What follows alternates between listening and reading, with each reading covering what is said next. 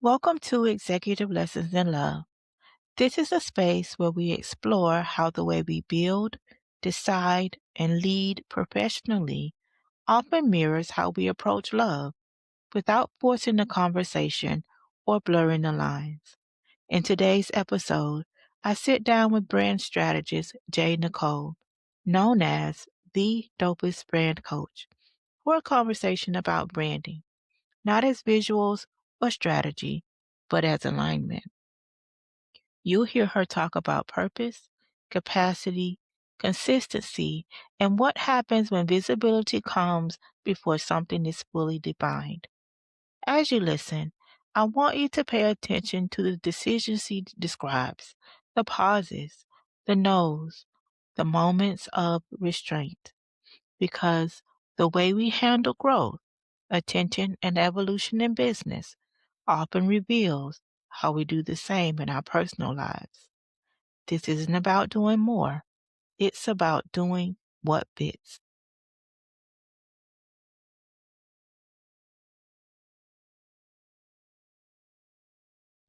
And watch your relationship finally grow.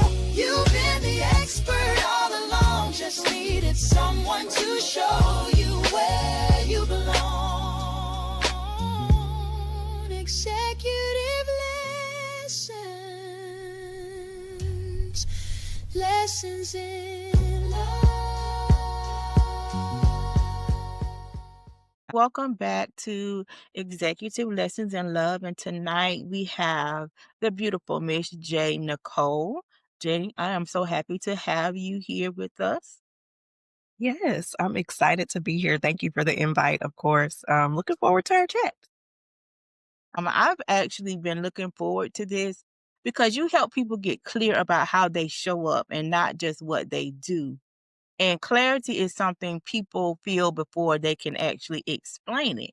So I want to start there. When someone comes to you and they're new to your work, um, so if they come to you and they say they need help with branding, what do you think they're usually struggling with underneath that request? Most times they are struggling with trying to organize all of their thoughts in their head, but they're usually jumping straight into the design piece without laying that foundation. I think that a lot of times when we think about branding, we think about the parts that people see, and it's so much more than that. Not as a new business owner, you want to seem like you're doing something. You want to have something to show to the world. So when they come to you, what do you listen for first? I listen for their hopes, their dreams, their vision. What are they looking to actually produce in the marketplace? What is that inner desire, that inner burning that's making them chase after this dream, even if they weren't getting paid for it? What is that thing that's driving them to show up in the marketplace? So I look for that purpose. I think that, you know what, that's the first time I ever thought about it like that, starting with the purpose. And I guess it really makes sense to start there. I mean, it makes sense to definitely start there. So how can you tell when it's not really about visuals or strategy? How can you tell if it's something else? I usually can tell that because it is money is the driver, income is the driver. Instead of impact over income or purpose over profit, that's their driver. And they don't recognize that the money, the income is a consequence of having that clear purpose. Absolutely. So that's a byproduct. When you're fully in, then the money becomes a byproduct. I tell people all the time, we've made entrepreneurship look real cute. And there are beautiful parts of it. But would you tell someone who is really in need of cash flow now, would you think that it's a good time to start a business when they're really in need of cash? In my heart of hearts, I would say no. If you are looking to make that quick buck, true entrepreneurship is not for you because you invest a lot. Most people want to leave corporate America so that they can be the boss and live this freedom and, all of the things. But you are actually working more. I actually work more in my business than I do my 9 to 5. And it's usually like that the first 3 to 5 years of your business because you're trying to lay that foundation. You're trying to create those systems, get your visibility out there. And so it is not an immediate rise to the top when you Yeah, get in. I think we kinda glamorize that and romanticize it more than anything. People just think you immediately you're out here and you're making six figures, and no, it's not, they always the saying is there are no overnight successes. So, a lot of sleepless nights and all of that, and I tell people, if you really are in need of money now, it's probably best to get a 9 to 5. I call my 9 to 5 my silent investor because that's what it is. But I think that, we have given people a false perception of what real entrepreneurship is and what it actually requires. So how did you land on branding and alignment as your work? To be honest with you, this was something that I truly believe the Lord ushered me into. I started my business with clients. It was something that I was already doing for a lot of my church members. At the time, our church was about 80% small business owners and entrepreneurs. And so I was helping them with their graphics. I was managing their social media. I was also the marketing director at my church. So a lot of that was just natural. And so we were on a girlfriend's trip, and someone said, "Hey, this could really be a business for you." And I never Right. thought about it like that. And so I just started to ask and seek God, is this the purpose that you have for me? Is this something that you are gracing me to do? Give me the green light. Let me know how to proceed. And so that's what happened. He gave me the green light. And originally, I started out as graphic design and social media management. And at that time, followers was the main thing. Everyone was trying to get followers. And so, as I was trying to create their content, as I started to get clients outside of my church, what I noticed that no one really had a purpose beyond getting followers. And so it was hard for me to create content just based off of I'm trying to get followers. No one really knew why am I here in the marketplace? What mark am I trying to make? And so at that point is when I started to really deep dive with my clients into their brand foundation. And that just naturally evolved into where I am today. Right. So what I've noticed is that the work we do professionally usually mirrors the work that we do, personally. So were you doing you said you were doing branding with your church. Were you doing that on your 9 to 5 as well? No, I'm actually in a completely different industry, if you will. However, I still bring clarity. So I'm a corporate trainer. So a lot of times you will find me building curriculum, finding that piece of the business. And I never really looked at it as branding until you just said it now. But I guess that is a piece of the branding is building that curriculum and then actually delivering that training. So it's just something that, bringing clarity to complex things is something that I feel like God has anointed and graced me to be able to do in a way that's easily to understand. Because you know what they say, but if you can't break it down so that the youngest person in the room is able to understand it, then you're really not a subject Yeah, matter expert, are you? So when you think back to the early days of your brand, what did you have to get clear about internally before anything else worked? that's interesting. I had to get clear on my ideal client. When I got the green light from God to start my business, I didn't sit still long enough to get that clarity. It's like, okay, I'm already doing it. I got all the systems set up. I got, this, that, and the third. And I did not really get clear on who he called me to serve, not who I can do in branding for just in and of myself in the natural, but who did he specifically call me to serve? What unique group of people needed what he gave me to give in the earth? And I didn't get clear on that. And that actually led to burnout. And I actually closed my business in 19. That I shut down all of my social media, all of my websites because I was done. I was like, okay, this is not what I signed up for. Essentially, I took a year off. COVID came and that that was the moment that I needed to really get clear on who he called me to serve. Yeah, that makes so much sense because and it kind of ties back to what we were talking about earlier about when you're really needing money. Um, and you start a business, I know for me, I would take whoever that did the same thing, and it was like, they would be the worst, and then when I was selling $27 a month membership, and it was like They bought that, but then they were wanting more time. They were in my inbox all the time, and it was this scope creep that kept happening. And I was like, "Oh my God, this is too much." And I really had to sit with it because I never wanted I remember working with a business coach, and I really, really liked her, and my business was going in the right direction, and she pivoted. And she was working with six-figure brands, and I was like, "I'm not there yet." And she kinda priced her stuff out of what was comfortable for me to pay at the time, and I never wanted to grow a part of my audience. But when I've been kind of quietly rebranding over the last couple of years and getting super, super clear, and then the type of women that I wanted to work with, I don't know that there are people that are really talking to executive women, women who don't want advice. They want, because they know strategy in every other area of their lives, never thought about how to apply it to this. I had a moment the other night and I was just crying and praising God because I was like, I took all of the pressure off. I just leaned into who I was, and this is how it's happening. Why didn't I do this 5 years ago? I guess it takes a process to really get there. At times we listen to so many different outside voices. This time in this season, God has told me, you don't need to work with a coach. You don't need to listen to me.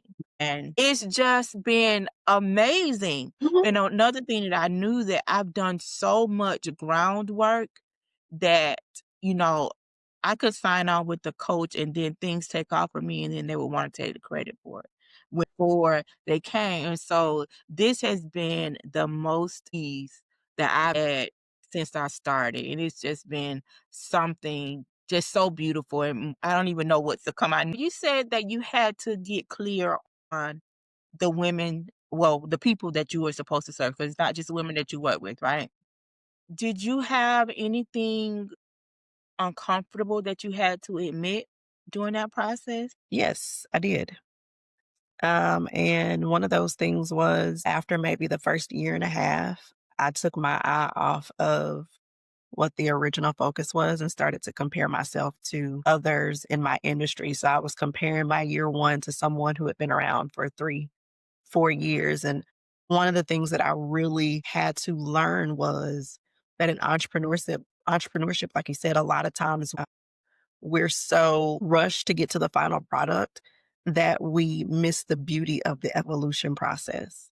Sometimes it takes us to evolve through different things for us to get to that end result. And so, because I took my eyes off of where initially God told me He was taking me, I started to compare. There were a lot of things that I missed, a lot of lessons that I didn't really hone in on, a lot of wins that I didn't celebrate because I was on to the next one. On to the So, next. I that think was that's something that I something had to that be honest about. I think that that's something that we kinda struggle with Black women in general. Just you got your eyes on the prize, so you achieve this goal and you're on to the next one. And something that I've been really, really cognizant about is stopping and saying, "Hey, look, you need to celebrate the fact that you've done X, Y, and Z. You need to celebrate the fact that had you been presented with this opportunity 5 years ago, you didn't even have the capacity to be able to handle it. And I think that we need to do more of those moments where we really celebrate ourselves. And so you said that you had to stop comparing yourself. What shifted once you did that? That is when the birth of or the evolution of the dopest brand coach came. Like I said, I stepped away in 2019. All of 2020 and the Lord were going back and forth, back and forth. But that was also when I started my therapy journey. And I was able to really lean into who Jae Nicole was, accept the past that I've been running away from because the past is contributed to who I am today. And so just working through that in therapy and then just surrendering to the fact that at the end of the day, I am who I am and I'm going to be unapologetically me. I'm not going to apologize for the gifts and talents that I have. I'm not going to apologize for the flaws. I mean, when I started to own that, own the good and the bad, it was like there was a liberation. So I showed up differently and I showed up in the fullness of who I was. And that really opened up to my audience and it kind of gave them the freedom to do the same thing. And so people started to be drawn to the brand. That kind of honesty changes how you move. It changes the way you show up. It changes that are attracted to you. And I think that a lot of times that thing that we are ashamed to say out loud, or that part of us that we really don't show the light, give it light, is the very thing that people need to be able to say, wait a minute. Because a lot of times we think that we are the only one that's doing something, open up and talk about it. So branding is not just about what you say, it's about what people hear. Can you share a time that your brand was misunderstood and how you addressed it? I would probably have to say when I came back to the marketplace in You have been 2020, gone for a year. I've been gone for a year. And like I said, I was starting from scratch because I deleted my website. I didn't deactivate. I deleted all of my social media. So every type of trace from 2017 to 2019, that's not out there in the digital space. And so originally when I came back in 2021, I came back as the creative problem solver. I was doing all of the things. Like I was doing branding, I was doing content creation, I was doing graphic design. And so it was kind of like, I don't really know what she's actually doing. But the clarity came on really honing in on how I showed up and what my audience needed once I connected with Jasmine Stokes of the Greater Me Consulting and got certified. And from there, it was just like branding is the lane. That's amazing, and it's funny how we, like you said, it's a process. It's a, and again, someone may be looking at you and comparing your chapter 5 to their chapter 1 and not knowing that it's definitely been a process, and sometimes I think that, visibility has a way of arriving before we feel ready. What happens when a brand gets attention before it's fully defined? You lose people, you lose your audience, but you also run the risk of also comparing again because now you're looking at everyone else and it's like, I'm supposed to be there. I'm supposed to be doing this. But it's like, no, you're supposed to be exactly where you are right now if you would just lean in to where you are. And I think a lot of times, kind of going back to in our culture, not really having that community and collaborative spirit a lot of times we feel like if someone else is moving further or doing better than us, then we're losing out. When we should really take a honest look at do we have the capacity to service everyone?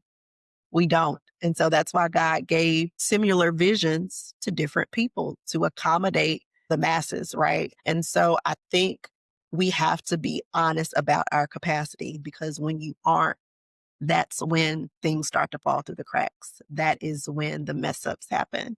That is when you have to jump into crisis management and losing brand reputation because you haven't been clear on your capacity. And so I think it's just it does ourselves and our clients a disservice when we aren't honest about that. And it's okay to start small. We all start some given much is required. You got to be faithful over that small piece before you can get the large. Working with a large piece. I was reading an article about a woman who was featured in Oprah's Favorite Things, Oh, and then her brand couldn't withstand the onslaught of all of Twitter. And that's what I ask people, if you got a spotlight shown on your business today, would you would be you able handle it? to handle, like, could your website even handle all of that extra traffic without crashing? Would you really be able, because you have to think about it, because you never know. It's actually, we're in a day and time where it's not about if it happens, it's when. Gonna happen. You're gonna go viral, something's gonna kick off, and you have to be thinking, "Okay, am I ready for." How do you help people refine their message when they're already visible? Because I'm assuming that you work with people at different stages of their business. So if I came to you and I was already visible, how do you help them refine their message? I have a signature framework. Okay. The 5 P's of branding is what I call it. And that's your purpose. Why did God call you to the marketplace? Your prospects, which is who did God call you to serve in your marketplace? your personality. So, how does he want you to show up and engage? Your positioning. Where does he want you to show up? How do you need to be positioned in the marketplace? And then last, your packaging. How do you need to look? And so, when I get someone that comes to me that's already visible, I run them through those 5 questions. And if they cannot answer all 5 of those questions, then that's where we start and we work in that order. Because it could be you're visible, but maybe you've evolved and your audience has changed.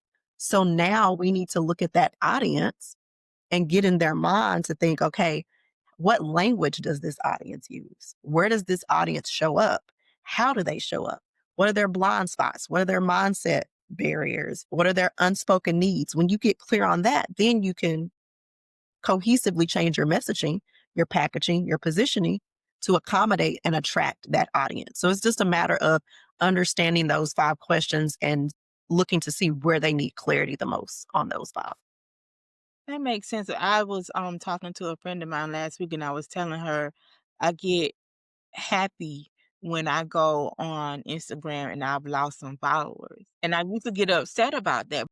My messaging is being refined and these people is not resonating with them. And then when they're leaving, they're making room for the people who need to hear what I have to say. And I don't feel about it. I used to get really upset. Oh my God, I lost 2 people today. Like, but Right. now my prayer every day is I only want my voice to land where it's supposed only and so I wanna attract the people that I'm supposed to work with, and I wanna repel the people that I'm not, and that may sound mean, but I really do. I want them to say, "Yeah, I don't She's like not the for way me. she's I'm not talking."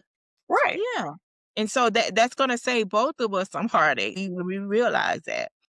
A lot of the decisions that shape a brand don't happen in big strategy meetings. They happen in small, everyday choices. So I want to zoom in on that, but in a way that doesn't feel heavy. Okay. We're going to play a game, Okay. and it's called brand signal or brand noise. I'll Okay.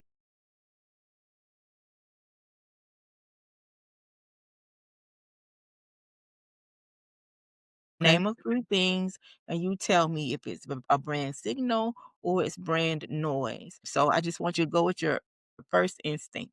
Posting consistently without clarity, Brand noise.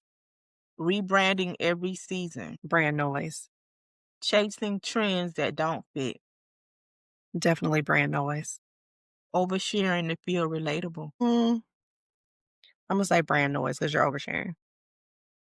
playing small to avoid scrutiny, Brand signal. being visible without a clear off, Brand signal. letting feedback override vision, Brand signal. pivoting without reflection, Brand noise. attracting attention you can't sustain, Brand signal. outgrowing your original audience. Brand signal. All right. Thank you. Games like that, they're light, but they tell you a lot about how someone makes decisions.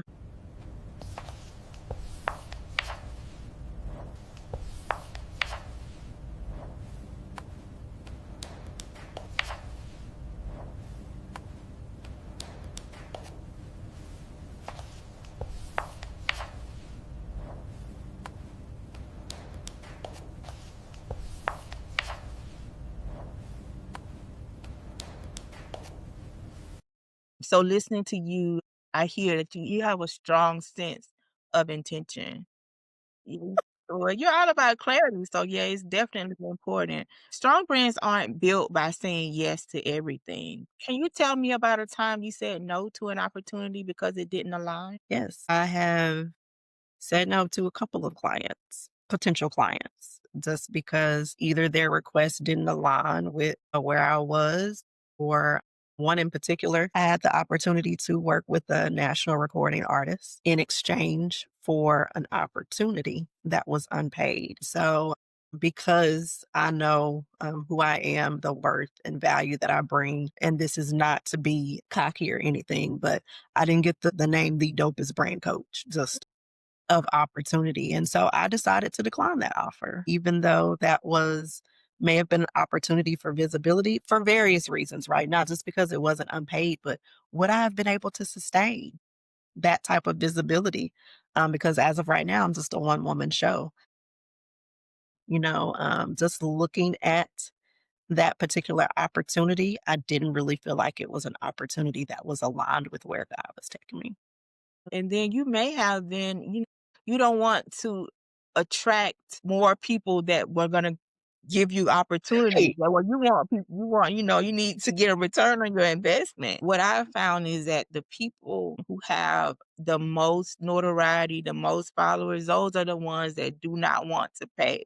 And it's so interesting. It's like, what why do you think I should invest my time to help you and I shouldn't be paid for it? I That's the think that worst part. It's like, wait a yeah. minute, Yeah.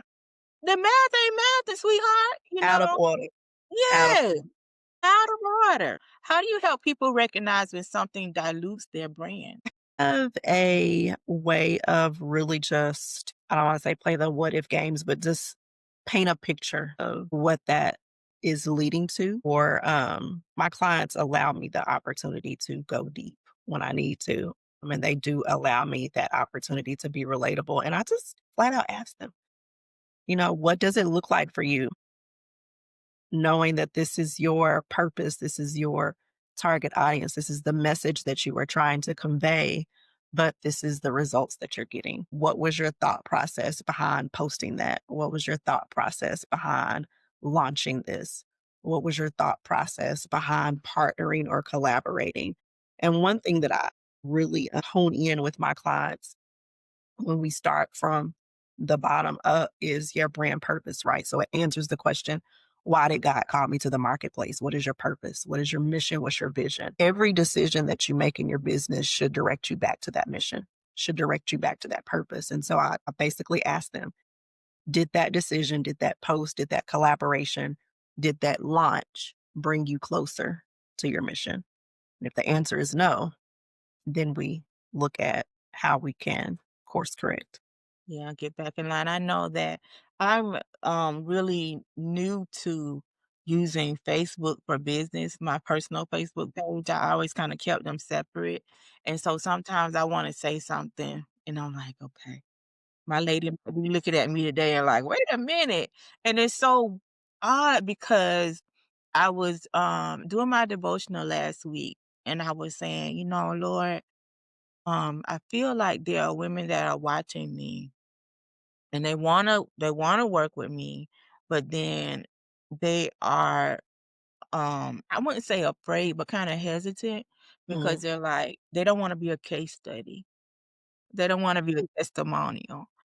And he said, "Do a post." So I did a post and I said something along the lines of, "You won't see testimonials on my page," Mm, and I had 2 people to sign up that day. And I was like, "Wow." So they really and I'm not saying it to brag, but right, I don't want to need to have, right.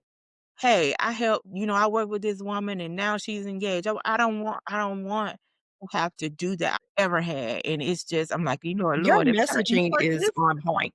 Your messaging is on point. Thank you. When I was like, "God, are you sure that's what you want me to say?" People trust what they can predict. So, what does consistency really look like in a strong brand? Because we hear that word a lot, but what do you think it really looks like in a strong brand? Consistency, is not the same as frequency. I'll say that. A lot of times people will get caught up in I gotta post 3 times a day, every day.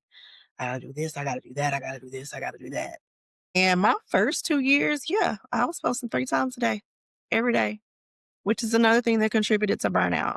Yeah. Right? But consistency in a strong brand just looks like showing up authentically you in every season at all times.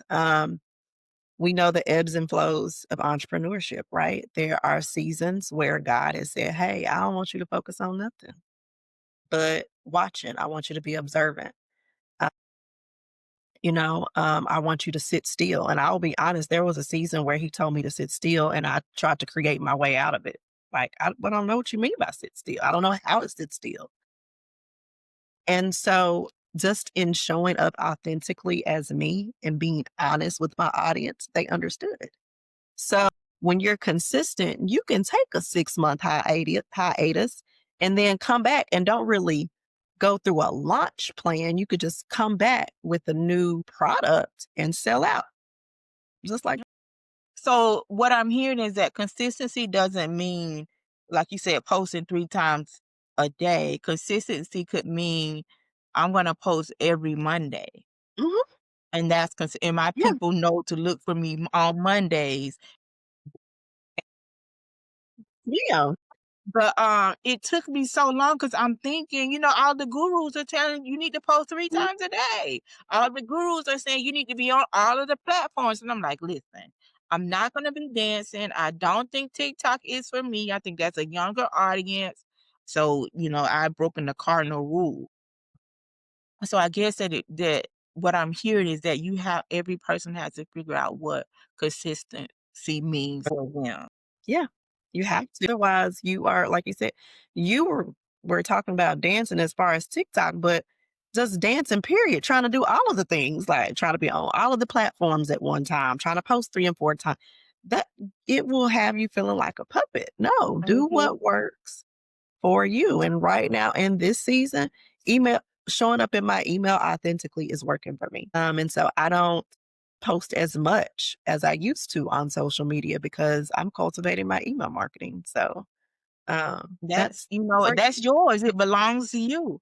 If Facebook or Instagram, you still have your email list, and that makes sense, and I think a lot of times we have so many different voices that we're hearing, listening to, and one of the things that I had to do was that, okay, who am I going to listen to?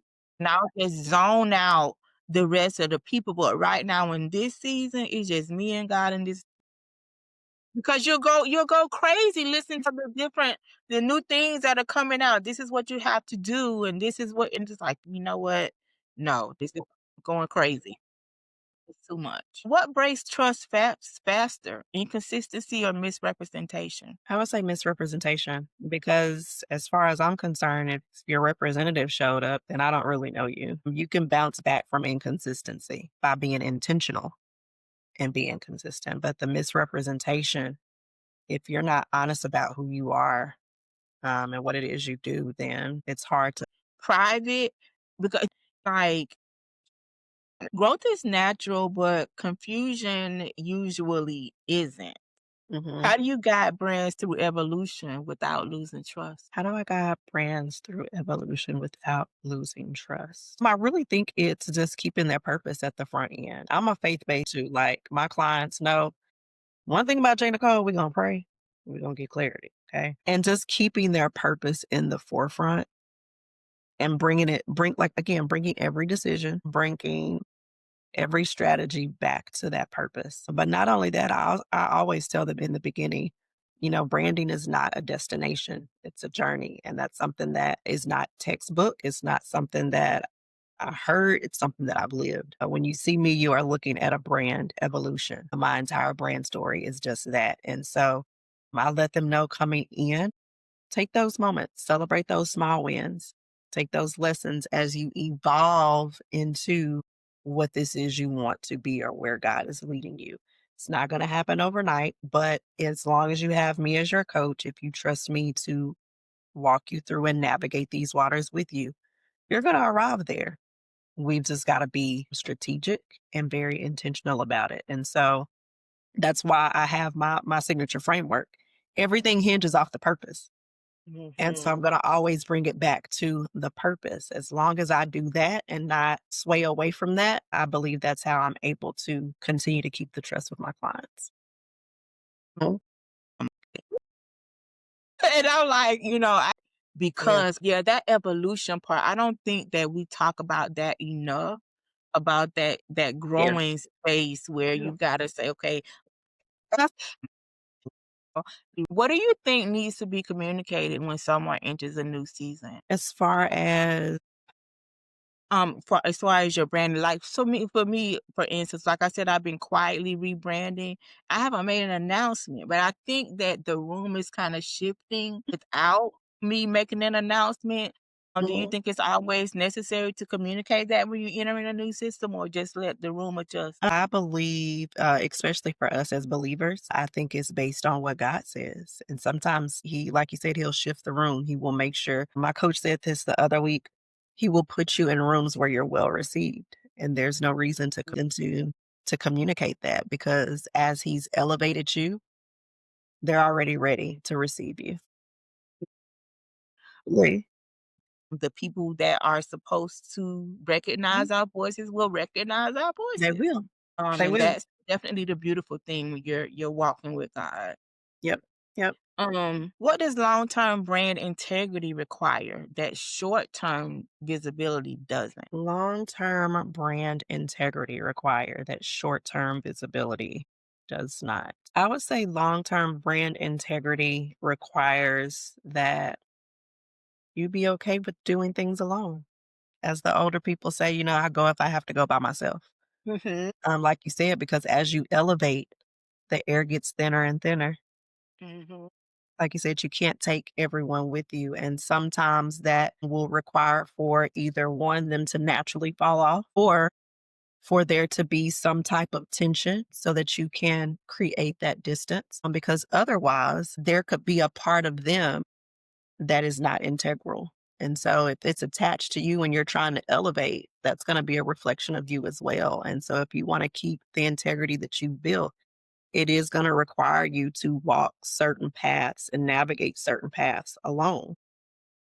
And it won't always feel good. Sometimes that is the grief of growth on that visibility level. Yeah, and I think that I don't know that everybody who has a brand, so to say, thinks about the longevity part Mhm. because in this day and age when it's so easy to be Yeah, famous, yeah, yeah. um, as I was talking to Honey, he was talking about some platform, some brand on TikTok and how many Mhm. followers they had. And when I looked at it, I was like, well, okay, this is cute. And it's cute to have, and not to diminish what they're doing, but if that's all they want to do is TikTok and get money from, TikTok, then that's fine. But if they're trying to build a brand, I would never want to put myself in a situation where I'm getting that type of visibility and someone else is in control of my check. Hello. Because they can tomorrow they can say that they're not gonna pay influencers, but I think that a lot of times people don't think about that part. They're kinda short-sighted when it comes to that. And I remember my, very first life coach, I was talking to her about, friendship where I felt loyal to her because we had been friends for so long, but I was maturing and she wasn't. And it started to feel uncomfortable. It started to feel like I Yeah. was kinda dumbing myself down to be around her. I didn't find joy in the things that we used to do, we going out, and I just didn't wanna do those Yeah. things anymore. And she said, "I need to is if you're running a race, you can't run your race and hold hands with somebody else at the same Mhm. time." She's like, "You're gonna have to either drag them, you're gonna have to let their hand go and run your race, or you're gonna have to stay still with them. And you Mm. gotta make a decision what you're gonna do." That evolution is important, but again, that long-term vision, which makes sense that your framework, you always lead back to the purpose. So you're basically what you're telling is that they need to begin with the end in mind. Yes. Yes, absolutely. I love it.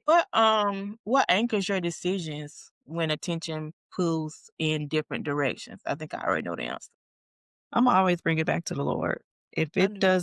If I don't feel peace about it, I don't know the actual scripture in the word, but the scripture says, "The blessing of the Lord makes one rich and adds no sorrow." If I don't have peace about that, I'm not gonna do it. And so I'm gonna always go back to, "Lord, what you want me to do?" And sometimes I will even ask him, "Okay, I don't know if I hear you really good, so Imma throw a fleece out." And I Mhm. throw a fleece out, I'm like, "Okay, if this what it is, then I'm good." I'm just gonna always anchor it back to him, and just knowing that he's gonna give me peace about a situation. And it's never gonna lead you wrong because those times when, I knew I didn't feel peace about a situation. You get a warning that this isn't something that you need to be doing. Even not so much, it could be romantic relationship. Probably what I've learned in my experience that you probably want to go ahead and pay attention when he tell you the first time, because when you come through and wreck it, then that's a wrap. You Yeah. know, if Yeah. you go ahead and make some distance or exit, then there may be some time later on where you can reconcile. When he come in, Yeah. that's a wrap. So So I've basically, learned to pay attention to those warning signs. yes, One of the things that I'm learning about brands that are really going to be successful in this season is having your own framework. That is yes, so, yes, especially in this day and age where AI is at your fingertips and everybody's an expert all of a sudden. But yes, having your frameworks, that yeah, makes so much difference in it. different. Now my framework is the divine relationship method, but it started so long ago. I've just been refining it year after year after year, and now what I'm noticing is that these businesses, I think that they're gonna kind of start to level up. A lot of people got it right around, the COVID time or whatever, but a lot of the people are starting to fall off. But the ones that are really going to stand the test of time, they have framework. And I love to see it. I really, really Yes. love to see it. So as we wrap up, I'm about the person listening who wants to be seen and understood. What's one thing you wish people understood sooner about building a brand that truly reflects who they are? Something that I want them that I wish they knew sooner. Um, that if they don't have a purpose over profit, they will not be, it's not sustainable. They have to be, your purpose has to be larger than the money. You'll burn out quicker if that's all you are looking to do. You have to have a greater desire to serve your audience and not want to be served. I wish more people knew that sooner. I think people would show up uh, more authentic. I think they would show up more consistently, more intentionally if they really came in with a heart to serve and know that they were there to leave a mark on the marketplace and not to make a quick buck. Wish that I think that I always had my purpose in mind. I just didn't think that I was gonna take this long route around to get to it. I never took my eyes off the prize. I'm getting there. Right. But a part of that, because again, remember I told you I just wanted Mhm. to write books. Right. I have to be visible to Right. write books. It's easier to write books now, right? But there's a lot of legwork that goes into it. You still have to have an audience. So yeah, you're right. Beginning with that end in mind and definitely having that purpose over the Mhm. profit because um how many people do we know that have the money and they're not even happy with it? Mm-mm, at all. Because We've now you're lost a a lot of slave to greats. it, right? Yeah. We've Yeah. lost a lot of greats that have had, millions and they weren't fulfilled. Mhm. They weren't, life was meaningless to them. And so I think that's a testament to how important it is to have purpose because money is not everything. It's not. Yeah. This has been an amazing conversation, Jay. I think Yes. we could go another hour, but I want you to tell the people what you're working on, how they can find you, how they can follow you. Absolutely. So right now we are currently all things email marketing and systems over in Jae Nicole land. You can find me on Instagram at I am underscore JAE Nicole Nicole. And you can find me at Jae Nicole on Facebook, really just working with CEOs to help them align their vision, their team, and their systems. So everything is cohesive because I absolutely believe in clarity over chaos. And so yeah, follow me for all things email marketing and branding and helping you align that cohesively.